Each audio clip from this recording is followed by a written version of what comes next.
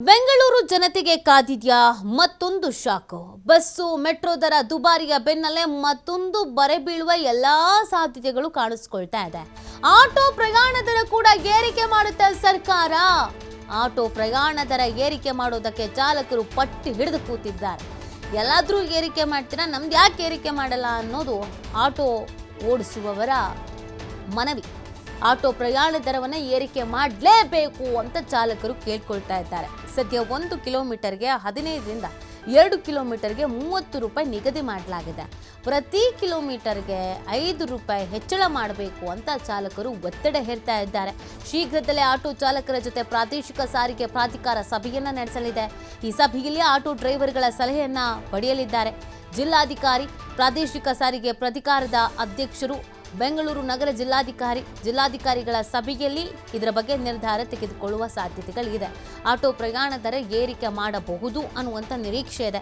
2021ರಿಂದ ದರ ಪರಿಷ್ಕರಣೆ ಆಗಿಲ್ಲ, ದರ ಏರಿಕೆ ಮಾಡಬೇಕು ಅನ್ನುವಂಥ ಒತ್ತಾಯವನ್ನು ಮಾಡ್ತಾ ಇದ್ದಾರೆ.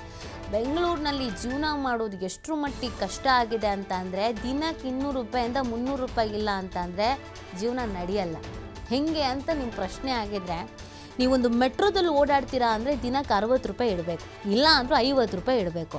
ಅಲ್ಲಿಂದ ನಿಮ್ಮ ಆಫೀಸ್ ಏನಾದ್ರು 2 ಕಿಲೋಮೀಟ್ರ್ 3 ಕಿಲೋಮೀಟ್ರ್ ದೂರದಲ್ಲಿ ಇತ್ತು ಅಂತಂದರೆ, ಬಸ್ಸಿನ ವ್ಯವಸ್ಥೆ ಕರೆಕ್ಟಾಗಿಲ್ಲ ಅಂತಂದರೆ ಎಗೇನ್ ನೀವು ಆಟೋದಲ್ಲೇ ಬರಬೇಕು.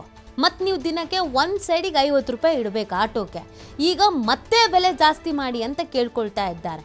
ಅದ್ರ ಜೊತೆ ಕಾಫಿ ಕುಡಿತೀವಿ, ಟೀ ಕುಡಿತೀವಿ, ಊಟ ಮಾಡ್ತೀವಿ, ಇನ್ನೊಂದು ಮಾಡ್ತೀವಿ, ಮತ್ತೊಂದು ಮಾಡ್ತೀವಿ ಅಂತಂದರೆ ಬೆಂಗಳೂರಿನಲ್ಲಿ ಒಬ್ಬ ಮನುಷ್ಯನ ಒಂದು ದಿನದ ಖರ್ಚು 300 ರೂಪಾಯಿ ದಾಟುತ್ತೆ. ಹೆಂಗೆ ಜೀವನ ಮಾಡೋದು?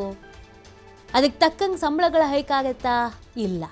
ಹಿಂಗಿರಬೇಕಾದ್ರೆ ಹೆಂಗೆ ಜೀವನ ಮಾಡೋಕ್ಕೆ ಸಾಧ್ಯ ಆಗತ್ತೆ? ತೀರಾ ಕಷ್ಟ ಆಗತ್ತೆ. ಎಲ್ಲದ್ರ ರೇಟು ಜಾಸ್ತಿ ಆಗಿದೆ. ಈಗ ಹಾಲಿನ ರೇಟು ಅಂತ ಹೇಳ್ತಾ ಇದ್ದಾರೆ, ಮೆಟ್ರೋ ರೇಟು ಕತೆ ಆಗೋಯ್ತು. ಈಗ ನೋಡಿದ್ರೆ ಆಟೋದವರು ಕೂಡ ದರ ಏರಿಕೆ ಮಾಡಿ ಅಂತ ಕೇಳ್ಕೊಳ್ತಾ ಇದ್ದಾರೆ. ಒಂದು ವೇಳೆ ಏನಾದ್ರು ದರ ಏರಿಕೆ ಮಾಡ್ತು ಅಂತಂದರೆ ನಡೆದುಕೊಂಡು ಹೋಗೋದಕ್ಕೂ ಈ 3 ತಿಂಗಳು ಕಷ್ಟ. ವಿಪರೀತ ಬಿಸಿಲು, ಬೇಸಿಗೆ ಪ್ರಾರಂಭ, ಒಂದು ಅರ್ಧ ಕಿಲೋಮೀಟ್ರ್ ನಡೆಯೋಕ್ಕಾಗಲ್ಲ. ಅಷ್ಟರ ಮಟ್ಟಿಗೆ ಈ ಬಾರಿ ಬಿಸಿಲಿರುತ್ತೆ ಅನ್ನೋದನ್ನು ಹವಾಮಾನ ಇಲಾಖೆ ಆಲ್ರೆಡಿ ಹೇಳ್ಬಿಟ್ಟಿದೆ. ಈ ಬಗ್ಗೆ ಮತ್ತಷ್ಟು ಮಾಹಿತಿಯನ್ನು ನೀಡ್ತಾರೆ ನಮ್ಮ ಪ್ರತಿನಿಧಿ ಗಣೇಶ್. ಈಗ ಎಲ್ಲದ್ರ ರೇಟು ಜಾಸ್ತಿ ಆಗಿಬಿಟ್ಟಿದೆ, ದುಬಾರಿ ಆಗಿಬಿಟ್ಟಿದೆ. ಬೆಂಗಳೂರಿನಲ್ಲಿ ಜೀವನ ಮಾಡೋದು ಅಂತಂದರೆ ತೀರಾ ಕಷ್ಟ ಅನ್ನೋ ಪರಿಸ್ಥಿತಿಗೂ ಬಂದುಬಿಟ್ಟಿದ್ದೀವಿ ಆಲ್ರೆಡಿ. ಈಗ ಆಟೋ ಬೆಲೆ ಜಾಸ್ತಿ ಮಾಡಬೇಕು, ದರ ಏರಿಕೆ ಮಾಡಬೇಕು ಪ್ರಯಾಣದ್ದು ಅಂತ ಕೇಳ್ಕೊಳ್ತಾ ಇದ್ದಾರೆ.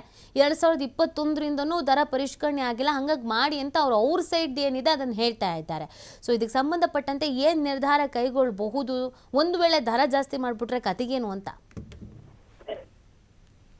ನೀತಿ ಮುಖ್ಯವಾಗಿ ಇದು ಕಳೆದ 3-4 ತಿಂಗಳಿಂದ ಆಟೋ ಯೂನಿಯನ್ ಅವರ ಒಂದು ಗಂಭೀರವಾದಂತಹ ಬೇಡಿಕೆ ಇರುವಂತದ್ದು. ಮುಖ್ಯವಾಗಿ ಪ್ರತಿ ಕಿಲೋಮೀಟರ್ಗೆ 15 ರೂಪಾಯಿ ದರವನ್ನ ಏರಿಕೆ ಮಾಡಬೇಕು. ನಮಗೆ ತೈಲ ಬೆಲೆ ಏರಿಕೆ ಆಗಿದೆ, ಗ್ಯಾಸ್ ಬೆಲೆ ಏರಿಕೆ ಆಗಿದೆ ಅನ್ನುವಂತಹ ಆಕ್ಷೇಪವನ್ನ ಅಥವಾ ಆರೋಪವನ್ನ ಮಾಡ್ತಾ ಇದ್ರು. ಆ ಹಿನ್ನೆಲೆಯಲ್ಲಿ ಸಾರಿಗೆ ಇಲಾಖೆ ಕೂಡ ಈ ಹಿಂದೆ ಹಲವು ಮೀಟಿಂಗ್ ಗಳನ್ನ ಮಾಡಿದ್ರು ಕೂಡ ಅಷ್ಟು ಮಟ್ಟದ ದರವನ್ನು ಏರಿಕೆ ಮಾಡಲಿಕ್ಕೆ ಸಾರಿಗೆ ಇಲಾಖೆ ಕೂಡ ಹೋಗ್ತಾ ಇಲ್ಲ. ಒಂದು. ಎರಡನೇದಾಗಿ ಸರ್ಕಾರದ ಮೇಲೆ ಈಗ ಸಾಕಷ್ಟು ಆರೋಪಗಳಿರುವಂತದ್ದು. ಹಾಲಿಂದ ಬೇರೆ ಬೇರೆ ಮೂಲಭೂತ ಅಗತ್ಯ ವಸ್ತುಗಳ ಬೆಲೆ ಏರಿಕೆಗೆ ಗಗನಕ್ಕೇರಿರುವಂತದ್ದು. ನಿತ್ಯವೂ ಕೂಡ ಈಗ ಮುಂದೆ ನೀರಿನ ದರವನ್ನು ಏರಿಕೆ ಆಗುವಂತದ್ದು, ಹಾಲಿನ ದರ ಏರಿಕೆ ಆಗುವಂತಹ ಮುನ್ಸೂಚನೆ ಇರುವಂತಹ ಹಿನ್ನೆಲೆಯಲ್ಲಿ ಅದ್ರ ಮಧ್ಯೆ ಒಂದು ಆಟೋ ದರಗಳನ್ನು ಕೂಡ ಏರಿಕೆ ಮಾಡಿದ್ರೆ ಆಟೋವನ್ನೇ ಅವಲಂಬಿಸುವಂತಹ ಜನರಿಗೆ ಅಥವಾ ಪ್ರಯಾಣಿಕರಿಗೆ ಇದು ಹೊರೆ ಆಗುತ್ತೆ, ಆರ್ಥಿಕವಾಗಿ ಮತ್ತಷ್ಟು ಹೊರೆ ಆಗುತ್ತೆ. ಅದು ನೇರವಾಗಿ ಸರ್ಕಾರದ ಮೇಲೆ ಕೆಟ್ಟ ಪರಿಣಾಮ ಬೀರುತ್ತೆ, ನೆಗೆಟಿವ್ ಒಪಿನಿಯನ್ಗಳು ಸೃಷ್ಟಿ ಆಗುತ್ತೆ ಅನ್ನುವಂತಹ ಹಿನ್ನೆಲೆಯಲ್ಲಿ ಸಾರಿಗೆ ಇಲಾಖೆಗಳು ತಡೆಯನ್ನು ಹಿಡ್ಕೊಂಡು ಬರ್ತಾ ಇತ್ತು. ಈಗ ಮತ್ತೆ ಅದು ಮುನ್ನೆಲೆಗೆ ಬಂದಿರುವಂತಿರೋದಂದ್ರೆ ಪ್ರತಿ ಕಿಲೋಮೀಟರ್ಗೆ ಸರಾಸರಿ 5ರಿಂದ 8 ರೂಪಾಯಿ ಅಂದ್ರೆ ಖರ್ಚು ವೆಚ್ಚಗಳನ್ನು ನೋಡ್ಕೊಂಡು ಎಷ್ಟು ಅವಶ್ಯಕತೆ ಅಷ್ಟನ್ನ ಮಾತ್ರ ಏರಿಕೆ ಮಾಡ್ಬೇಕು ಅನ್ನುವಂತಹ ಒಂದಿಷ್ಟು ಚರ್ಚೆ ಅಧಿಕಾರಿಗಳ ವಲಯದಲ್ಲಿ ಆಗಿರುವಂತದ್ದು. ಹಾಗಾಗಿ ಈ ಬಗ್ಗೆ ಸಭೆ ಕೂಡ ಶೀಘ್ರದಲ್ಲೇ ಆಗುವಂತ ಸಾಧ್ಯತೆ ಇರುವಂತದ್ದು. ನೀತಿ. ಓಕೆ, ಥ್ಯಾಂಕ್ ಯು ಗಣೇಶ್ ತಮ್ಮೆಲ್ಲ ಡೀಟೇಲ್ಸ್ಗಾಗಿ.